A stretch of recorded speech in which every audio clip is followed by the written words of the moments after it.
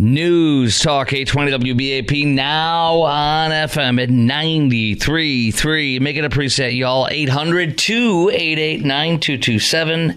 800-288-9227. It's very hard to look at our friends of our Dallas police officer who was assassinated, as Chief Garcia said, Darren Burks. An amazing man of character, seeing his fraternity brothers hugging each other and deeply weeping for a terrorist that didn't know the police, Officer Burks, and just came up to him and shot him and killed him. I am proud of Officer Burks for his love for his fellow man, his brothers, and of his selfless, I should say, service.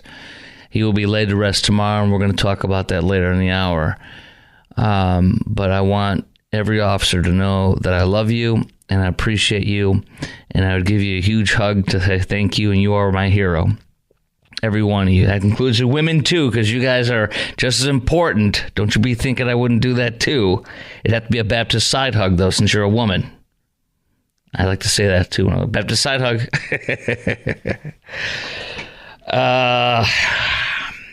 We'll talk about that a little later, but I want to just honor Officer Burks as much as I can as he's laid to rest tomorrow. A hero, and most importantly, he was a servant. He's a servant. That's more important than anything else. He's a servant. His whole life, he served. God bless his family and his brothers and his friends, his brothers and sisters in arms. Jobs, the economy under Kamala and Joe. The Wall Street Journal, in their own words, says that everything, and this is not verbatim, but they said everything she's done, everything she's been saying are showing that she will continue on the Biden economic policies that we have had for 4 years that have brought us to this position of more than twice the amount of inflation the day that Trump left office, and has made, this has made mortgages, by the way, almost triple what they were the day Joe Biden took office and Kamala. So you will expect, and you should expect, to have more of the exact same stuff that got us here. I want to share a few more things on the policies. I'm asking you this question regarding economic policy, jobs, and everything under the what would be a Kamala administration. The questions I have for you on this: what do you think Kamala will do to our economy and your wallet if she is elected president? Over the next 4 years, what would she do to our economy and your wallet? And do you think she'll continue Bidenomics? Or will she be better or worse? 800-288-WBAP is our number, 800-288-9227. Here's what I want to say. She'll be worse, because she endorsed Bidenomics openly and chimed or publicly said Bidenomics is working over and over again over the last year. And then she also her instincts are her financial chops, her financial instincts, her financial policy is she is financially, regarding policy, she's inept. She's inept and she's incompetent. And I'm not saying that just because Trump says stuff like that about her. I'm saying it because it's true. For an example, is the first two major policies she's introduced. There's more that are really bad that I could share with you but the biggest ones she's unveiled are price controls for groceries, which was destroyed by the Washington Post. In fact, they said if your opponent's calling you a communist, it's best you don't create a policy that is like that, is like communism. And the New York Times also ravished it and ripped it apart, as did CNN and every expert out there on the economy. NPR did a story about how Venezuela has price controls and there's no groceries left. Women can't go to get the groceries with their vouchers to get the groceries twice a week. because when they come back with the vouchers, well, they get robbed going there with the vouchers, or they get robbed, all their groceries stolen and sold in Colombia where they can get tons of money. So it's a tremendous black market. There's very scarce food. They had pictures on NPR of the Venezuelan grocery stores. All the shelves are empty. The husband has to take off work, a mechanic that was featured in NPR. He says, I have to go with her, otherwise she'll get robbed. And I miss a day of work every week, and they're probably going to get close to firing me, but I have to go with her. And so he's probably going to lose his job, he says. I mean, this is the state that Kamala would put us in. Her second major policy was just unveiled, and I played you Ro Khanna on the air. Here he is. I mean, let's say you're an entrepreneur. You create a company. It gets to 100 million or 200 million on paper. Now, if you're taxing that, you're probably going to force that person to sell it. They're probably going to sell it to private equity. Do you really want the entrepreneurs to be forced to sell their companies to larger institutions and to decline in value? I don't think that that's what you want for a startup ecosystem. I get why, but this is not the right way to do it. And also 95% of investments in startups fail. And so you're going to disincentivize investments in those startups. Okay, that is a Kamala spokesperson. He's a liberal Democrat from California, the Silicon Valley. That's how liberal he is. He destroyed her policy, even though he's her spokesperson for one of her surrogates in the media. And then real quickly, here was Mark Cuban yesterday on the Squawk Box. So because I wonder, once there's a critique of one, then of one policy, and you get rid of that policy, then of course it moves to the critique of the next version of it. Well, of course, but okay. So what I told him was, if you tax unrealized gains, you're going to kill the stock market, right? And it's going to be the ultimate employment plan for private equity, because companies are not going to go public because you can get whipsawed, right? I mean, my own personal experience back from the internet days, right? All of a sudden, I was cash poor, but equity rich, right? My net worth was enormous, but the number of dollars in the bank wasn't enormous, and so I'd have to, based off of the unrealized gains, I would have had to borrow money, and I effectively would have been in hock just to pay my tax bill instead of trying to run my company, and 1,000 other reasons. So, I mean, that's he's a big fan of hers. And then it went on, it got worse. Here's the Wall Street Journal in an editorial called Harris Soars Above CNN. Basically, they're saying she floated above being interviewed. What appears to be her, they said, they described what appears to be her implicit endorsement of Biden economic and national security policies. The Journal also had an editorial from Daniel Henninger today. Kamala's economy will be Biden's economy. Let's go to Todd McKinney. You're on News Talk 820 WBAP and 93.3 FM. What's up? Yeah, I just want to say that I think Kamala and Joe would do the same thing. They're following the same policy, and that's my opinion when it comes to that. So she'll do what we had for 4 years, and is that something that's good? And because then the other question is, what will she do to your wallet? And do you think she'll be better or worse than Biden? I think she'll be worse. And why is that? She'll let more illegal immigrants in. I think that. Now I'm talking about economic policy, although they're destroying our economy too. But go ahead. Well, they are destroying it because my point is that the more illegal immigrants that come in, well, they drink gas, their cars, they eat food, everything that we do, they do. But if we're not increasing food production, when instead of trying to destroy the farmers and make them go broke, and at the same time not increasing any oil production, well, then that's going to cause everything to go up right then and there. So then how will it affect your wallet then, if it's 4 years? Because, it affects our wallet. Well, that's a different story. That story is when you have 1.5 million jobs that of an increase for illegal immigrants that have come in, and American citizens that have been born here, you've got a 1.5 million decrease. Well, there's a 3 million job difference right there. Here's what I got from Zero Hedge, which this is their expertise. And he says, holy, you know what, foreign-born workers, 635,000 new jobs for foreign-born workers, that's illegals, in August. Native-born workers lost 1.325 million jobs in August. So we lost 1.3 million, and they gained 635,000 in 1 month. And then he wrote, yes, 1.3 native-born Americans lost a job in August. And then this from David Asman, Fox Business anchor today, quote, we lost 24,000 manufacturing jobs in August. We gained 1,000 the month before, and we lost double-digit thousands in June. So that's like a net loss of probably 30, 40, 50,000, maybe 60,000 manufacturing jobs in 3 months. Right, and not to mention, Mexico is projected to become a rich nation now, and I can't see why any illegal immigrant from Mexico would want to even come here, considering they're growing because very, they see what's going on now here, and they still want that. But last thing I was going to say with you on the phone, I'm enjoying our convo. This is from David Asman. Government jobs are up. We just lost 818,000 jobs in the previous year from this past spring to the previous spring. They adjusted it. They were all way above what they really were, the jobs numbers. So that's almost 1 million less than they said we had in that year from spring to spring 2023. And then 60,000 jobs, downward revision in June for how many jobs? June, there was 24,000 downward revision. So in other words, there was 60,000 jobs less than was reported actually happened in June. And there were 24,000 jobs less than they said was in July.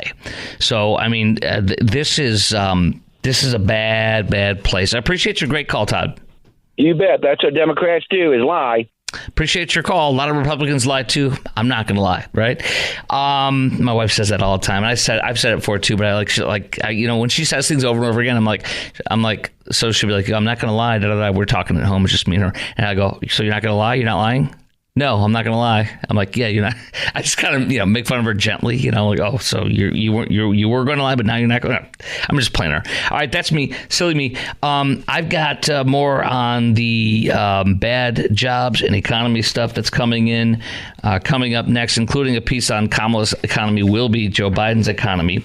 But then next, after that, we're going to spend some time talking about. In the last half hour of the 10 o'clock hour, we're going to talk about Tim Walz and some really bad stuff that came out today, like more, and whether or not it was a really bad pick for him as we continue to see stuff. And then how does that make her look bad since she chose him? And then we will honor Officer Darren Burke's Dallas police officers' life celebrated, and tomorrow he will be laid to rest. And I saw several men just hugging each other and weeping deeply as friends today at a memorial. God bless them. Comfort them. Okay, that's coming up next. It's Chris Kroc. Our number is, by the way, phone's wide open. Asking you still, what do you think Kamala will do to our economy and wallet if she's president for 4 years? And do you think she'll continue Bidenomics or be better or worse? I really haven't gotten into why she'll be worse. That's what I think. But that's next, plus your call at 800-288-WBAP, 800-288-9227. All right, I just retweeted this, and I'm going to play it for you. Follow me on Twitter and Facebook at Chris Kroc Show. That's at Chris Kroc Show, CHRISKROK, at Chris Kroc Show, CHRISKROK. And while I'm playing this is a devastating ad that Trump just dropped. You see and let me describe this before I play it. You see, it says how much you're paying under Kamala Harris. And then it starts January 2021 and then goes past July 2024. And it's like a bar thing that's superimposed over her while she's saying these things you're about to hear in the music.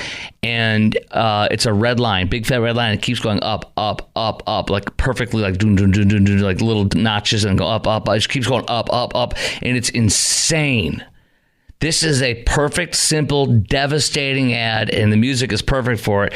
Now listen to this. Here we go. From Donald J. Trump, just released tonight. Bidenomics is working. It's a term we're very proud of, I must tell you, because Bidenomics is working. It's working. Bidenomics. Bidenomics. And Bidenomics is working. All of this is part of our blueprint together for what America America can be. This is Bidenomics. Bidenomics. That is called Bidenomics. Isn't that beautiful? That sound, isn't that perfect? Gosh, let's go back on that sound and listen to it for a second. It's so perfect. Freaking ominous. But don't you think if you knew this was coming 4 years ago, wouldn't you be like, oh my gosh, get ready? I mean, seriously. We have the highest number ever in this country of people working 2 full-time jobs. One person working 2 full-time jobs. Elderly people are in the, I think the highest number they said, I shared with you when it came out. I believe it's the highest number ever of elderly people going back into the workforce and holding jobs. You now have for the first time in America that they're aware of, the reporters were saying 5 generations all working at the same time of families. And then the kids can't go up and up and up, and 20 and 30 somethings can't go up and up climbing the ladder because the people at the top are staying because of the economy. It's hurting everybody and everything in its path except for the rich folk that Kamala and Joe rely on to pay their way to winning. Now, here's some more on the policies. Kamala's economy will be Joe Biden's economies. This is reelecting Biden with a daily dose of, quote, joy, says WSJ columnist Dan Henninger. She cast the tie-breaking vote for the Inflation Reduction Act, $370 billion for climate reductions, climate-related spending, $370 billion. The ultimate cost is unknowable. Tax credits and such tax benefits arrive from beyond the rainbow. We don't have it. An array of federal subsidies in our housing plan. It's a tax expenditure. Let's go on to the editorial board journal for the Wall Street Journal. Kamala Harris dons a capital gains tax disguise. Her plan would raise the top capital gains tax to be the highest since 1978 when Congress passed the famous Steger Amendment, where Jimmy Carter signed the Steger cut, reducing the capital gains tax from 28 to 28 from 35. Bill Clinton agreed to lower it to 20%. She wants to do it at 28. Carter signed to reduce the rate down to 20. Barack Obama raised it in the worst for 23.8. She wants 28. Ro Khanna, the spokesperson for a liberal Democrat from California, slammed the idea. She would also punish entrepreneurs who sell their businesses after years of sweat equity. Many Americans who make more than $1 million are, quote, rich for only a year or two. A higher tax rate would act as a disincentive to starting businesses. You will get more and more. And by the way, her internet program to launch internet all over the country in rural America, it's a $42 billion plan. They passed it 3-4 years ago. 0 people have been connected, 0 projects underway, 0 results to show. And then lastly, she says she's going to get housing under control for the affordability, but my friend Eric Erickson writes, buying homes were affordable before she and Joe took office. So the homes were affordable before they took office. Why are you going to get them back to being affordable? You did this to us. So there you go. And also an EV program, Stellantis laying off 2,000 American workers, and they already took hundreds of millions of dollars of incentives to make EVs, and they're shutting down the plants and firing 2,000 workers, but they got the money from Joe and Kamala. All right, next, we are going to talk about Tim Walz and how much of a disaster. There's new things that have come out today. 2 different stories are really bad. That's next at 33 after the hour on News Talk 820 WBAP, now on FM at 93.3. Okay, Tim Walz, and then I have 2. Trump dropped a couple more commercials on his Twitter feed tonight. I have retweeted them, and I also will play them in a moment so you can hear them. They're just wonderful. Because you and I have been wondering, I can't speak for you. I've been wondering, where are these commercials? What is he doing? We're not a swing state. That's one of the reasons. I mean, but we talked to Trump surrogate Jesse Jane Duff, retired gunnery sergeant Jesse Jane Duff, who's a Veterans for Trump, one of the leaders in Veterans for Trump, and one of his surrogates. And she was one of my listeners said she was absolutely fantastic, and she's a wonderful, awesome woman. She really is. And she said, well, they are having tons of ads, and they're just going in the swing states. That's why we're not seeing them. I want to tell you something. I want to tell you what my friend Eric Erickson, who Rush quoted regularly for years on his show. He's a blogger guy and everything, Substack guy, and he's a friend of mine. He used to fill in for me, and now he's doing gangbusters, which is awesome, at my old station in Atlanta. And he said, that if you haven't given to Trump and if you don't usually give, this is the time to give. And I don't think I've ever given to a campaign, but I'm going to, in the form of, I'm going to buy a Trump Vance sign, which obviously goes to the campaign. And if somebody steals it, they didn't do it last time, 4 years ago. It wasn't stolen. I have a liberal neighbor who, like, raging liberal neighbor, but we're friends. It's good. It's all that matters, that friendship and helping each other out. But he's got his Walz, Kamala, whatever, sign up. He's got his Colin Allred sign up, and then there's a local person running for city council or school board up. So I love that, because we can't get, how most of us can't get into the scintilla of what a local school board person or who to vote for, but we don't want to be a failure in that. It's hard to do, because they will never tell you who they are, what they stand for, and you got to look for the buzzwords. Like, okay, that's, you know what I mean? And anyways, he put it up, and I'm like, oh, that candidate, whoever they are, I'm voting the opposite. That literally, it's so perfect, because he knows exactly who these people are, because this is their, I'm not trying to be rude to him, but this is their religion. It's their faith. And so that's everything. For me, it's spending time, reading the Bible. For them, it's, finding out what the granular stuff. So most of us have jobs and don't have time to dig in. So just use that as a guide. If you have a liberal neighbor, just any signs they put up, go, okay, I'm just voting the opposite. I mean, it's a helpful hand, isn't it? So, I mean, that's not the way you should vote, but if you need a little assistance, that's your backup right there, Anyways, so now that his signs are up, I'm like, okay, I'll get mine. We don't say anything but positive stuff. And I pick on him when he's out doing when he's out doing his lawn next to my yard. I point to mine. I'm like, hey, come on, we over here. And he laughs. So good stuff like that. Okay. Anyway, I'll play you two new Trump commercials that he shared tonight that are fantastic as well. But first, JD, what's his name? Tim Walz. He is an absolute disaster, as everybody knows, and it's worse. More stuff comes out today because this guy's a bad pick. And I think it shows not her haste, but I think it shows her terrible judgment to pick a guy like this, and to not have picked the Jewish, because Democrats have a massive anti-Semitism problem in their party, Jewish rock star Democrat Governor Josh Shapiro. If she would have picked him, she probably would have gained an extra 1, 2, 3, 4 points to probably win the election. But because she doesn't want a Jew on her ticket, I believe, because she needs Michigan, she'll side with the anti-Semites over the Jews.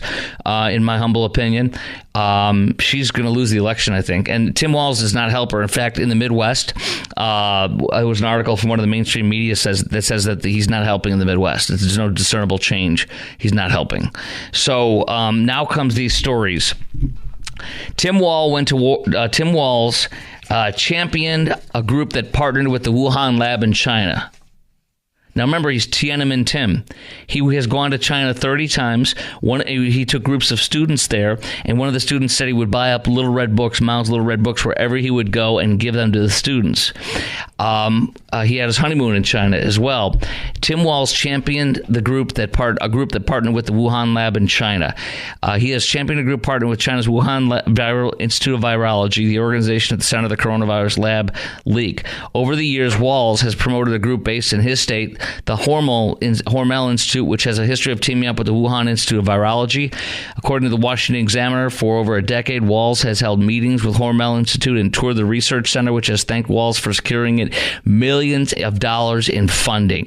So I'll leave it at that. Second of all, that's obviously bad. Second of all, Tim Walz, a picture surfaced. This is from Breitbart. A photo circulating online shows Governor Tim Walz standing outside of a local bakery in Rochester, Minnesota, that shut down in 2020 due to his coronavirus lockdown orders. It shows radical leftist Tim Walz, who is Vice President Kamala's running mate in the 2024 election, holding a donut while standing outside Dobby's Cakes and Bakery. It turns out the bakery that Senator Tina Smith and Tim Walz are at in this photo, Dobby's Cakes, has closed its doors for good over over 30 years in June of 2020 due to Walz's COVID lockdowns, wrote reporter Greg Price. The Rock of Rochester reported the business in 2020 was closing one of its storefront locations. In a social media post, Daubie said its South store would be open for a few more days, but would eventually shut down. The business would not have a storefront. We are, however, taking orders online for cakes and some other delicious products. Remember, he also forced people to stay in their homes, and if people had people over, like loved ones, for a holiday or for whatever, he created a snitch line for you to report on your neighbors, like China does, to report you. He bankrupt business. One of the bars that was shut down, and that he shut down, and he put the woman in jail, the bar owner. She left and she went to Wisconsin, where it was freer, and she's there and she's successful now. I heard her on Fox News. What he did to her, he personally had her arrested because she was the first one to say, you're not going to shut my business down. I'm dying. I'm not going to be able to make it my business.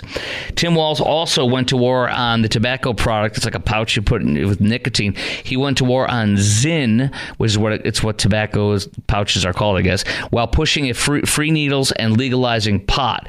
So he legalized pot, he pushed free needles, and has opened psychedelic drug legalization, all while taxing nicotine pouches at 95% during his tenure as Minnesota governors.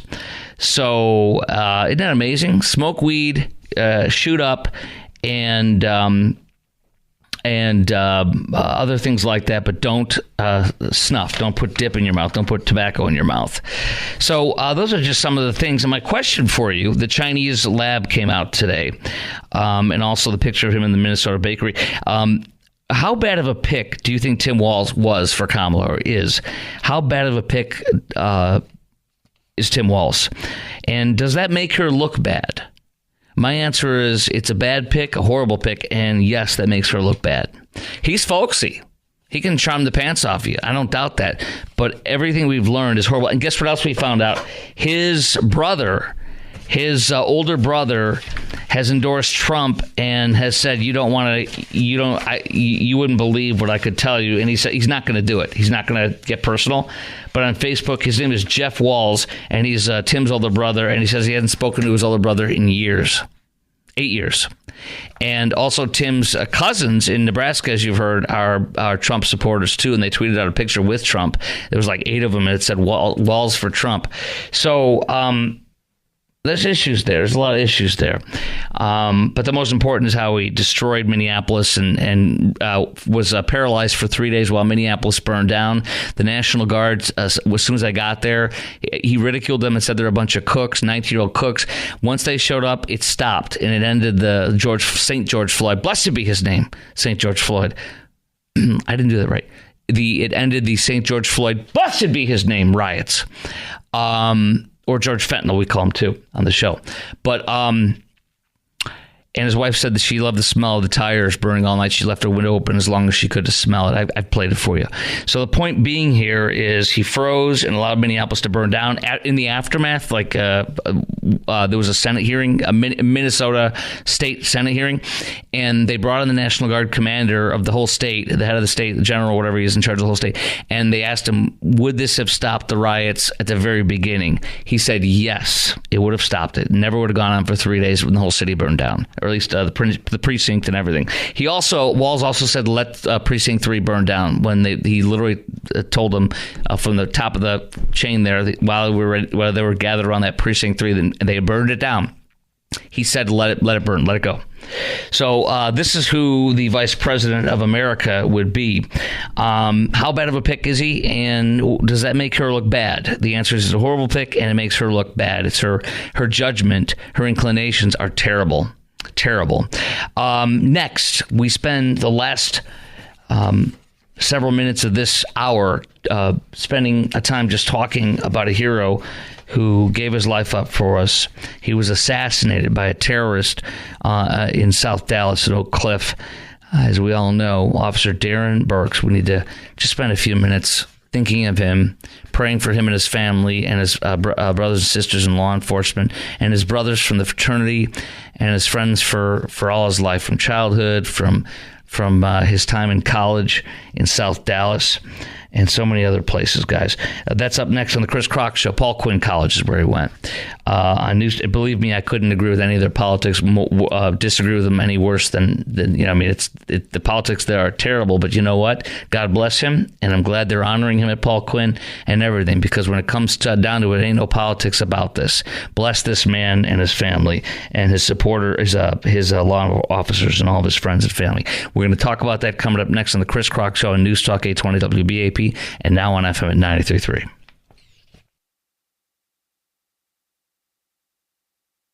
News Talk 820 WBAP and now on FM at 93.3.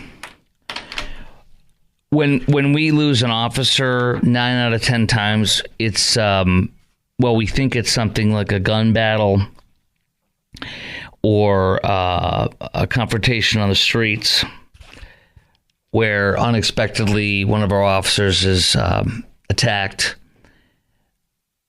Unexpectedly in the middle of a apprehension or confrontation that they're doing for their job, arresting somebody.